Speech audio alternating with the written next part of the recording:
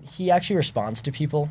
Oh, really? Yeah. Like replies? Yeah, he replies. Oh, wow. So like in my prompt, I was like, hey, follow these accounts, and he followed like these like doctor, health, fitness people, so that it can kind of train him because he gets smarter over time.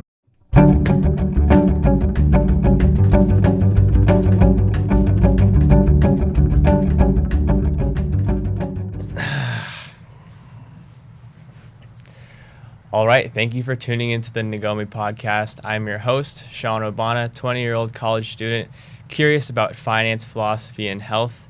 And today we have Carson Cooke with us today again. But first, I wanted to start you guys off with another quote. Instead of all these rap quotes, I'm going to start you off with another one. Well, you win. It's your show now. Because people tune in. I don't see them on the TV shows. Where did all the good people go? Bad news, misused. Give me some truth. Now, whose side are we on? Whatever you say, I'm in the mood to obey. Station through station, desensitizing the nation. That's Good People by Jack Johnson. And so I think what he's saying there is that the way things are portrayed on the media are manipulated, and they're meant to influence the public perception and to desensitize people to more important issues. By numbing the world, we only focus on the little distractions, and we need to address the bigger picture, the real truth amongst the noise, right? And so that's the same thing with investing in crypto or whatever, anything really. You want to focus on the bigger picture, your investment thesis, the bigger goals that you have when you go into investing. And so instead of looking at the day-to-day noise, or instead of looking at the global issues that are happening, like, I don't know, something across the country happens, right? We shouldn't be focusing on those things. We should be focusing on the real problems. So keep that in mind for this podcast. But yeah, so how are you doing, Carson? Doing well. I'm glad to be back. Yeah, so today we're going to talk about some interesting things. Instead of investing, we're going to talk about more, I don't know, would you call them blockchain-related things? Is that what it is? Maybe, I mean, some digital artwork type stuff. Digital artwork. So if you guys know what NFTs are, I have no idea what NFTs are. But I was thinking the other day about crypto and following crypto. I don't know if you follow stocks at all. But when I look at crypto, I use it as a proxy for investor sentiment. So anytime Bitcoin or any crypto is going up, the stocks go up. The NASDAQ goes up as well. So I feel like, and I wonder why, and I feel like, is that because, I don't know, is crypto only good in a bullish market, is what I'm saying? Like, will it ever be good when the stock market is down? Yeah, that's a good question. I honestly think that it follows a lot of the macro trends. Obviously, the stocks follow the macro trends, and I think it's all backed by liquidity. So when people have money, they're going to invest, and when people don't have money, they're probably going to maybe panic sell or do something else with it. But, that's kind of my thesis behind it, and that's kind of why I think they follow each other, because it all depends on liquidity at the end of the day. Totally. And so last podcast with you, we talked a little bit more about investing and the things you can invest in, what cryptocurrency really was. But what about crypto, blockchain in a different way, right? So what are NFTs? So they're a digital asset, and it's a token on the blockchain, right? Correct.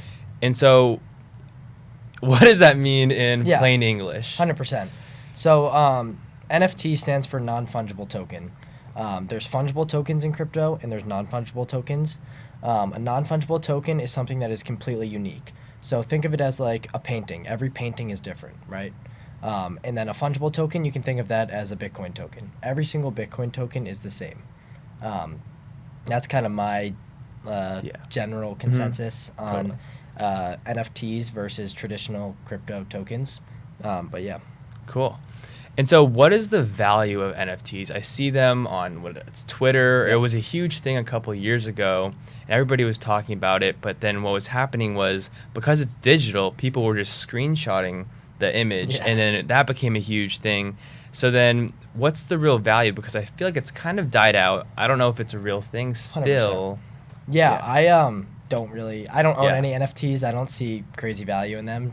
Just like you said, people are just screenshotting it and making it their Twitter profile picture or whatever.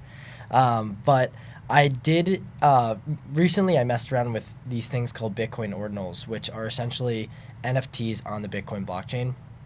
And So they're called these things called pizza pets. It sounds stupid in retrospective, but these pizza pets it was essentially NFTs, and you can use them in a game. So I was feeding my NFT pets every single day. Okay. I was giving them pizza. I was giving them. I think you could like give them beer and stuff like that. Is that what I see these animals on Twitter? They're like Yes. cats or dogs. I don't know if that's the same thing. These things are like these like fantasy like kind of type. Yeah, they're Yeah, kind of okay. like type dogs. Yeah.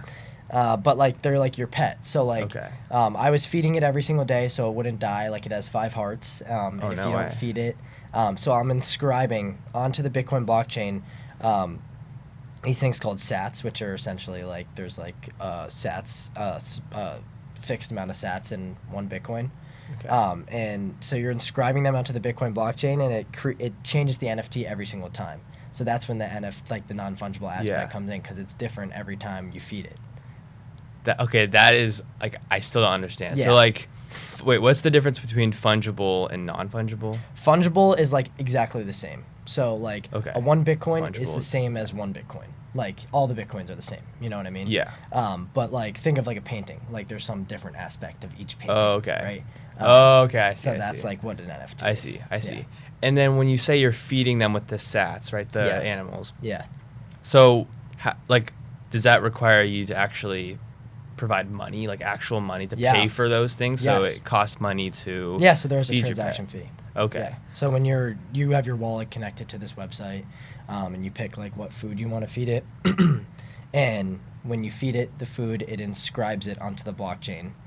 But you have to pay a transaction fee with that because someone is validating that transaction, like the proof of work. So, like, when you do start feeding your pet, right?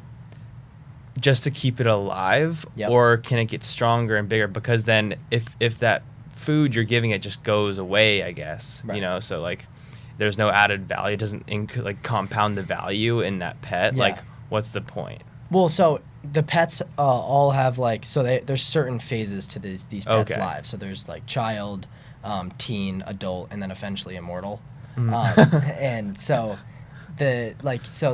you have to, each stage of its life is a certain time Yeah. period. So like for example, like a teen I think is like 2 weeks, but for a teen it only has 3 hearts, but it loses hearts every day. Okay. So like if you don't feed it, eventually the hearts are gonna run out and the game will be over. Your pet will be dead, and all the money that you spend on that pet is gonna be gone. Okay, so it basically incentivizes you to keep adding and keep, or else Correct. it'll Keep all inscribing the value will food go onto away. these pets so that there's code behind the scenes that Yeah. like allows you to like it's like, hey, when they feed the pet, increase the heart bar, right? Interesting. Yeah. And so, wait, so you basically, so it takes time basically it's the time, right? It's 2 Yes. weeks to get to teen level. So then you're in the teenage level, Yes. and then if you just stop, you lose all of that. You lose everything basically. Well, yeah. and all Say the like, money that I you mean, put in. if you once it passed the teen level, then you switch from 3 hearts to 5 hearts, so there's like less of a chance of it dying. Oh, okay, I see. But like, you have to continue to feed it until it gets to immortal level. Yeah, yeah. Because then it's So eventually basically, you have to feed it until immortal level, or else 100%. it's really yeah. It's okay. like Minecraft. Like And when how you go long eat. does that take? Like how? I mean, I think it said they did like a little joke. It's like 69 days. Like, oh, that's like oh, how really? Crypto, yeah. Oh, that's crypto loves hilarious. that, yeah. And so, like, what platform are you? Is it River or is it? I use River's just used to buy Bitcoin. Bitcoin. But I use it's like a website Okay. pizzapets.fun, and you have to have like a Bitcoin centric wallet that you Okay. can connect to the website, and then that's how you like sign transactions. You pay for the transaction fee and all the food that you feed it. And then after you have like an immortal pet, right? Like, Yeah. what do you just like have it kind of thing, and then Yeah, you have it, and then so there's 11 variants of pets. So like think of it like 11 different eggs. Like there's a water, electric, like kind of like Pokemon, yeah. And once you like obtain all 11, then you can breed them and sell them on like an NFT market. So that's the wow. incentive to Oh, feed these okay, pets I until an see. immortal level. Then eventually you can breed them. But like there's a lot of different use cases for like NFTs. Like people are like fighting them. Like they can have different skill sets. like- Wow. so there's a whole gaming type Yeah. thing, which is like where I see the value in NFTs. Maybe in the future, but right now, like obviously they've taken a downfall since like 2020, 2021, 2022. Yeah. But yeah. That's sick. I didn't even think you could actually. It's like an actual thing, like a live, like an NFT isn't just Literally. an image. Yeah, I like- thought that an NFT was literally just like a painting that was digital, but There it's are actually, that. okay. There's both. Like, Okay, yeah. I just think that it's more interesting Right, to me. yeah, I Like know. I'd rather play a Whole game ecosystem, yeah, hold a no. painting that you can make it your Twitter Yeah. profile picture. That's Yeah. sick. And that's purely like market based. Like it's not anything like crypto, but it kind of goes through crypto. Yep. But it's kind of like a thing off of crypto. Yeah, like yeah, you can't. 100%. Okay. Like, yeah, they kind of, yeah. That's Yeah. right. So I would say like it's definitely not something really to invest in. It's more like a side. Yep. Okay. Okay. I see. And how do people even buy NFTs? How do people? You can go on like a website called Magic Eden Yeah. or like OpenSea. Yeah. Those are two marketplaces for these NFTs. Okay. Okay. And what drives the value when there's a bunch of different digital arts? I guess, right? Like, It's a good is it question. really just Essentially like I what guess people like, like hype, to see? speculation? Okay. Yeah. Okay. All right. Well. Okay. Before we switch all right. So switching over to the topic of today is what are AI agents? Yeah. It is a burning question. I see these AI agents as like these AI specialized, honestly, like beings, like that can you can build a business model around. You can essentially have them do anything personalized for you, customized. A lot of people think of like when you think of AI agents, people automatically go to like OpenAI or ChatGPT. There's the difference is like these agents are more personalized for to help you out with a certain task that you want to do. I know ChatGPT is incorporating like their own AI agent, like to maybe help you with travel plans or something like that. Which is, I think this industry with AI agents, we're going to start seeing them all over the place, doing jobs that humans can do at times, but someone needs to control these agents. So. And so what's the potential of these AI agents? I remember there being a huge concern with AI and that it was, it's going to take over the world, and then it kind of just fizzed out. But seeing these AI agents, right, can they actually think radically? Can they think on their own? Because that's what really separates us from robots, right? Is our ability to think abstractly. Yeah, I mean, that's definitely the burning question in the AI industry today. Like, OpenAI claims they have a general intelligence model, which means that when AI is smarter than human beings, which is a little scary. But these AI agents, like, they can do a variety of tasks. Like, for example, like, say someone isn't as, like, they're more focused on traditional finance and they're investing in the stock market, and they kind of want to get involved in the crypto industry, but they don't want to be having to follow it every single day. There's these AI agents that actually are trading bots. So you can allocate some funds into this trading bot, and this trading bot will invest in certain cryptocurrencies that you will like choose. Like, say you want to invest in meme coins, like we talked about last time. Yeah. And this trading bot will invest in like the top 5 meme coins for you. Okay. So like you can it creates like a user interface, and like it makes it easier to invest in crypto rather than. So could you almost use it? So it's like, say you have, I don't know, you have money, right? And you make money, you put some in a savings account, maybe you put some in your checking account, and you put some in this other portfolio with your AI agent. Yes. And then you can almost train it to tell it, like to say, okay, can you invest in these things? Correct. And it'll do it all on its own, right? Yeah. Yeah. So that's just one example, but Yeah. I actually created an AI agent. Yeah. I used this thing called Virtuals Protocol, which I think I talked about a little bit last time, where you can create an AI agent using this new technology or like this launch pad, and it will actually launch a token, which is called an initial coin offering, kind of like an IPO, but ICO. And the token gets launched along with your AI agent, and I'm not very technical, so I don't code or anything, but like you can code these AI agents and prompt them to make them do what you want, like perform the task. But this Virtuals protocol makes it super easy for me to just type in like whatever I want, and obviously these agents are backed by a base LLM model, which is like a ChatGPT or like a Gemini at Google. And it'll like take the information that I said in the prompt, and it'll take it and kind of like go go on Twitter. Like I have my AI agent, he's sentient on Twitter, which is cool, and he's focused on longevity, so he focuses on like health, diet, fitness. And the goal at the end of the day is to try to build a business model around him and have him be like a personal trainer. That's sweet. Yeah, it should be cool. So you talk about these LLMs, right? Yeah. So what's the difference between like an LLM and the AI agent? They're different, right? Yes, they are different. I think the LLM, you can correct me if I'm wrong. I don't know if you know more about this, but it is more like generalized rather than an AI agent is more like specific. Right. Yeah. Okay. So that's okay. And you said that. So how does that work, right? How do you connect your AI agent to Twitter? How do you actually do that? So yeah, this platform makes it super easy. I mean, obviously I'm not technical, so like I'm not coding in like connect to my Twitter, but yeah, it just like allows you to just connect it straight up. Yeah. So you can go on virtual protocol and just like, and then I'm super unfamiliar with it, and you say there's like an LLM you almost type into to so you literally just type in prompts for your what is it? Gilgamesh or Gilgamesh. Yeah, Gilgamesh. So you can look him up on Twitter, Gilgamesh_coach. But yeah, no, you literally type in the description, like what you want him to kind of embody, which obviously mine's a longevity coach. He's focused on helping people live forever. And then you can like kind of like you give him some example tweets. Like this is how I want you to talk. Like I want you to like kind of like be serious and not like clown around and get off the rails a little bit. Yeah. But yeah, and then there's like you can like choose how many times you want him to tweet a day. Okay. Which like I choose like every hour or so. He was getting a little bit out of control in the beginning. He was tweeting like 30 times a day, and I was like, relax. So if you don't put those guidelines in, it'll kind of go off on So its in the own. beginning, they didn't actually, like, I was pretty early into the protocol. Yeah. And they didn't allow you to, like, choose how often you want him to tweet.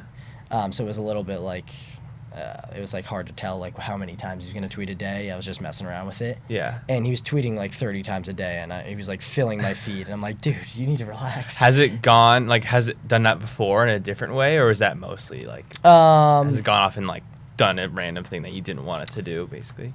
Yeah, like when he actually responds to people. Oh, really? Yeah. Like replies? Yeah, he replies. Oh, wow. So like in my prompt, I was like, hey, follow these accounts, and he followed like these like doctor, health, fitness people, so that it can kind of train him because he gets smarter over time, which is pretty cool. And so I wanted him to follow these accounts, which he did, and I wanted him to like quote tweet them and respond to them and like actually try to like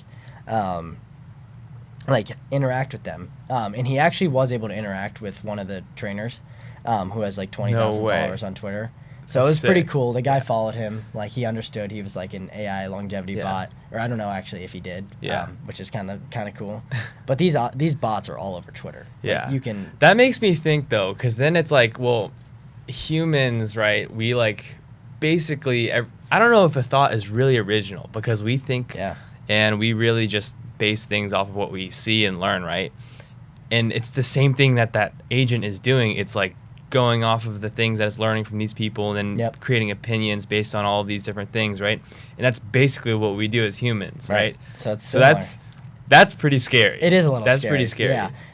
It'll be interesting to see how like we kind of control, because as this like, I mean, you see all the DeepSeek stuff, and you see all these new ChatGPT and like these ChatGPT is not going to be the only model at the end of the day. No. So there's like going to be, I think, hundreds of LLMs that are going to come out, and new markets are going to open up, and it's just going to like explode. How are other ways that AI agents could help you out in your life? Could you give like an example? Like maybe there's a new couple that just had a baby and like I don't know, doesn't really know how to parent for the first time. Like all the responsibilities of working and all that stuff. 100%. So, like, I think a perfect example of an AI agent being useful in life is like for travel. Like I would, if you're in Europe, you're taking buses all over the place, you can train everywhere. I don't really want to like have to organize all that. Like I'd rather be like, hey, I want to be here by this time. This is my budget, and you tell this AI agent that, and it's like a travel agent. Like it's like it's it's like very quick. It drafts it all up for you, and I just rather do that. Curious. So I'm pretty into health. I think you are too. So I had a bunch of different devices. Like I've had a Fitbit in my life. Like an Apple Watch, a Whoop, a Garmin. I've literally had all of them and used them for many years each. So I have some experience with that. And I was curious. I was like, wow, well, what if I had my Whoop on or my Garmin on and I had an AI agent that could tell me or do things for me when I needed them? Like whether it's ordering groceries, like, oh, you're getting deficient on this or you're too dehydrated or something like that. Like this is like the food I just order it for you and it's just in my fridge. Like what if, do you think that could be a possibility where we don't even have to think about going to buy groceries anymore?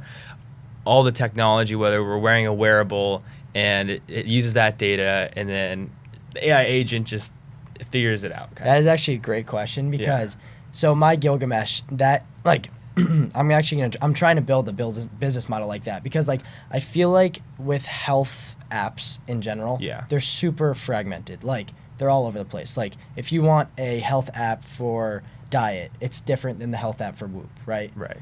So I kind of want a health app that can be consolidated, controlled by an AI agent. So he can be your personal trainer, he can be your dietitian. I think that would be really cool.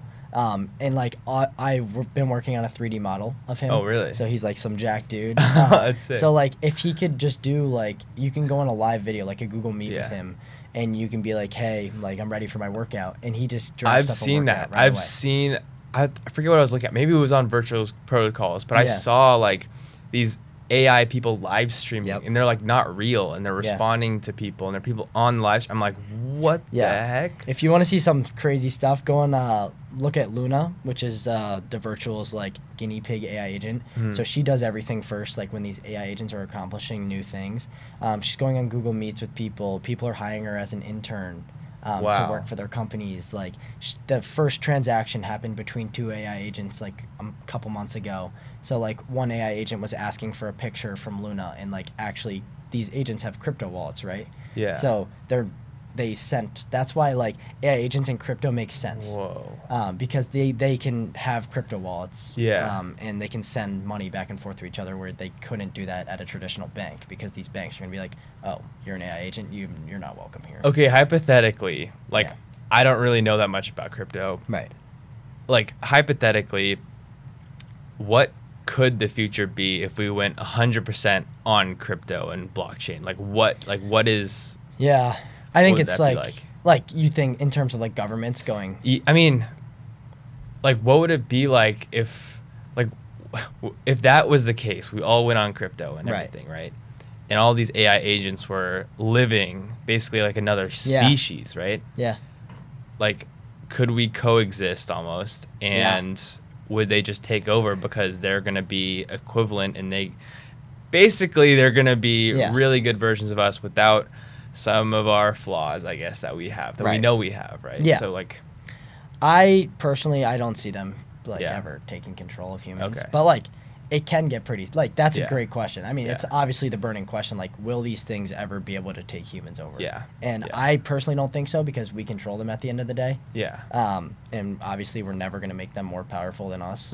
But all it takes is like one person to do it, and it just, the ball rolls. All right, so all this AI agent talk, how do you even get an AI agent? AI agent, you can create one. From my personal experiences, like we've been talking about, the Virtuals protocol has made it the easiest agent to launch on-chain, on the blockchain, with its token. I think that I've been using Replit. I don't know if you've heard of Replit, but it's basically just like, for all the non-coders out there, if you want to kind of like, it's basically a coding ChatGPT, where you can just type in like what you want and it'll code up this whole thing for you. So I've been using, like, there's open source code on in like GitHub repositories called Eliza. That's another AI agent that you can be like, hey, use this repository, and Replit will just code up an AI agent for you, which is very cool, which I've seen is like pretty interesting. I feel like that makes sense though, because you can literally just like ask an LLM to like create code for you, and then why couldn't it just like create code for, like, that's, I mean, that makes sense. Like there should totally be something like that. Right.